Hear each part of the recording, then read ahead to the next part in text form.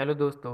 आज मैं बात करने जा रहा हूँ वर्तमान और फ्लेमिना कॉमिक सीरीज़ के बारे में। वैसे टेक्निकली देखा जाए तो दोनों ही सिंगल शॉट कॉमिक है, लेकिन एक छोटी सी इवेंट ऐसा होता है इसके वर्तमान कॉमिक के लास्ट में, जिसकी वजह से अ, ना चाहते हुए भी ये दोनों कॉमिक्स एक सीरीज़ की तरह ही लगती है।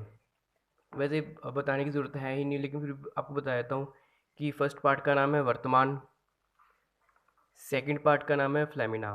और अगर मैं पहली कॉमिक की स्टोरी और कॉन्सेप्ट के बारे में बात करूँ, तो ऐसा है कि जो विलन्स होते हैं नागराज और ध्रुव के, ये इनका ये होता है कि किसी तरह से मतलब दोनों को रास्ते से हटाए, जिसके लिए जो ये करेक्टर है, ये वाला करेक्टर, ये टाइम ट्रेवल करता है और ध्रुव के पास्ट के साथ कुछ ऐसा मतलब ऐसे चेंजेस लाता है कि जिसकी वजह से ध्रुव एक क्राइम फाइटर की बजाय एक विलन बन जाता है फ्यूचर में, मतलब प्रेजेंट टाइमलाइन में, मतलब पास्ट में चेंजेस करता है तो प्रेजेंट में ध्रुव अ, एक विलन बन जाता है।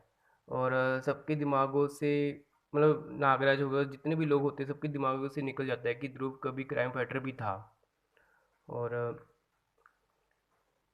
पूरी स्टोरी काफ़ी काफ़ी ज़्यादा मज़ेदार है। और नागराज भी टाइम ट्रेवल करता है जब उसको बाबा गोरखनाथ के थ्रू ये एहसास होता है कि ध्रुव एक्चुअल में क्राइम फाइटर था, लेकिन उसके पास्ट के साथ कुछ ऐसा चेंजेस हुआ जिसकी वजह से वो पूरा बदल गया।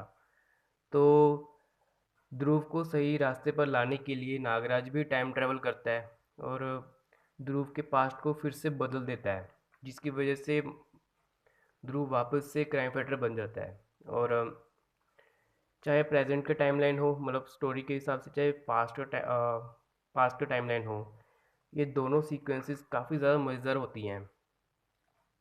मतलब क्योंकि इसमें हम नागराज और ध्रुव का बचपन भी देख सकते हैं। वैसे अगर टेक्निकली देखा जाए तो नागराज और सुपर कमांडर ध्रुव पहली ऐसी कॉमिक थी जिसमें नागराज और ध्रुव एक दूसरे से पहली बार मिले थे। लेकिन अगर स्टोरी वाइज देखा जाए, क्योंकि अब इस कॉमिक में दो बार टाइम ट्रेवलिंग हुई, तो स्टोरी के हिसाब से देखा जाए तो इसी कॉमिक में ही नागराज और ध्रुव पहली बार मिले थे, जब वो छोटे थे। तो काफ़ी अच्छी इसकी स्टोरी है। और कॉन्सेप्ट तो मैंने आपको बता ही दी है, तकरीबन आपको पूरी स्टोरी ही बता दी। अगर आप आर्ट वर्क देखो तो आर्ट वर्क काफ़ी ज़्यादा अच्छा है। वैसे पूरी स्टोरी तो मोटा मोटा ही आपको हिसाब बताया है, लेकिन हाँ, खुद से पढ़ने में ये कॉमिक काफ़ी ज़्यादा अच्छी लगेगी आपको। और वैसे तो इन दोनों कॉमिक को पेपरबैक में रिप्रिंट भी किया है, लेकिन जो वर्तमान कॉमिक है इसका इसका तो कलेक्टेड एडिशन भी आ चुका है। और मैंने आपको बताया था कि वैसे तो ये दोनों कॉमिक्स सिंगल शॉट कॉमिक्स है, लेकिन जैसे मैंने बताया था कि इसके लास्ट में कुछ ऐसा होता है जिसकी वजह से जहाँ से ये ख़त्म होती है, तकरीबन वहीं से इस कॉमिक की शुरुआत होती है तकरीबन। वो मैं आपको सीन दिखा देता हूँ। वो ये सीन है, अगर आप इस कैरेक्टर को देख पा रहे हो, क्योंकि यही नेक्स्ट कॉमिक में मेन विलन यही कैरेक्टर होता है। और जैसे कि आप पढ़ पा रहे हो कि इसके पास एक ऐसी रे होती है जिसकी वजह से वो सुपर हीरोज़ को छोटा कर सकता है। और वैसे एक्चुअली इसका मकसद क्या होता है, मतलब क्या है कि जो इस कॉमिक की जो कॉन्सेप्ट और स्टोरी है वो इसी के अराउंड घूमती है कि एक विलन है जो चीज़ों को श्रिंक कर रहा है, खास तौर पे पानी को। मतलब मेन तौर पे वो पानी को, दुनिया भर में जितने भी पानी हैं उनको वो श्रिंक करता है।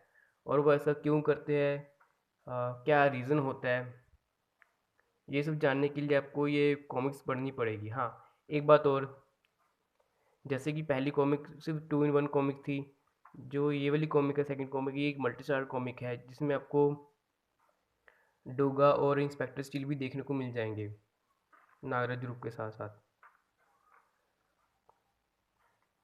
जैसे मैंने बताया कि इसकी स्टोरी का कॉन्सेप्ट यही है कि ये जो एलियन होता है, ये अपनी दुनिया, पृथ्वी के दुनिया के जितने पानी होते हैं, तालाब होते हैं, उन सबको श्रिंक करने की कोशिश करता है। वो ऐसा क्यों करता है, जैसे मैं बताया कि ये सब जानने के लिए आपको ये स्टोरी पढ़नी पड़ेगी। और हाँ, इन कॉमिक्स में आपको फ्लेमिना मतलब देखने को मिलेगी, क्योंकि ऑफ कोर्स इसी की ही कॉमिक है।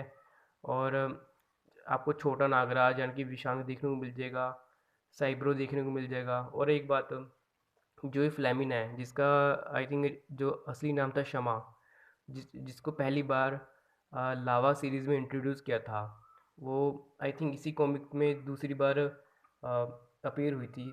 स्टार्टिंग में इसका शायद हिंट भी मिल जाएगा। हाँ, ये देखिए, ये दूसरी बार इसका अपीयरेंस होता है।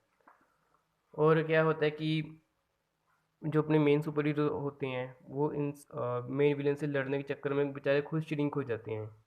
और वो कैसी सिचुएशन से निकलते हैं, कैसे मेन विलन को हराते हैं, ऑफ कोर्स जानने के लिए आपको ये सब कॉमिक्स पढ़नी पड़ेगी।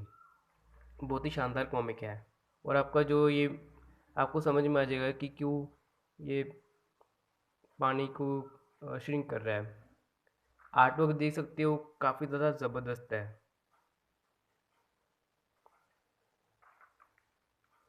वैसे मेरा तो यही मानना था कि जैसे मैंने आपको बताया था कि विध्वंस परकाले सीरीज़ आई थी, मतलब टेक्निकली देखा जाए दोनों ही दो पार्ट की सीरीज़ होनी चाहिए थी, लेकिन सिंगल सिंगल में इनको रिलीज़ किया। मतलब क्योंकि देखो, जैसे मैंने बताया कि वर्तमान का कलेक्टर एडिशन आया था, लेकिन फ्लेमिना की नहीं। अ, लेकिन देखा जाए तो विध्वंस और परकाले दोनों का कलेक्टर एडिशन आया तो है, लेकिन वो सिंगल सिंगल वे में आया है। जबकि मेरे ख्याल से विध्वंस और परकाले को दोनों कंबाइन करके कलेक्टर एडिशन लाना चाहिए था। ठीक वैसे ही अ, वर्तमान और फ्लेमिना का एक कंबाइन कलेक्टर एडिशन लाना चाहिए था। हालांकि फ्लेमिना का तो कलेक्टर एडिशन कभी आया ही नहीं, अभी तक तो नहीं आया। बाकी आर्ट वर्क आप देख सकते हो कि बहुत ज़्यादा बढ़िया है। बस मैं लास्ट में इतना ही बोल सकता हूँ कि अगर आप नागराज, ध्रुव, डोगा या इंस्पेक्टर स्टील के इनमें से किसी के भी फ़ैन हो, तब तो आपको ये सीरीज़ डेफिनेटली ख़रीदनी चाहिए। अगर आप फ़ैन नहीं भी हो, और अगर आप एक एक सीरीज़ के अंदर आप दो अलग अलग कॉन्सेप्ट वाली स्टोरी को एंजॉय करना चाहते हो, तब भी आप इन दो कॉमिक्स को खरीद सकते हो। अच्छे आर्ट वर्क को एंजॉय करना चाहते हो, तब भी आप इन दो कॉमिक्स को खरीद सकते हो। मेरे हिसाब से फुल पैसा वसूल सीरीज़ है। और हाँ, एक चीज़ बताना भूल गया कि दोनों कॉमिक्स मेरे पास 50 रुपीज़ की रिप्रिंट है। तो ठीक है दोस्तों, आज के वीडियो के लिए सिर्फ इतना ही। मिलता हूँ आपसे नेक्स्ट वीडियो में। Till then bye and thank you for watching this video.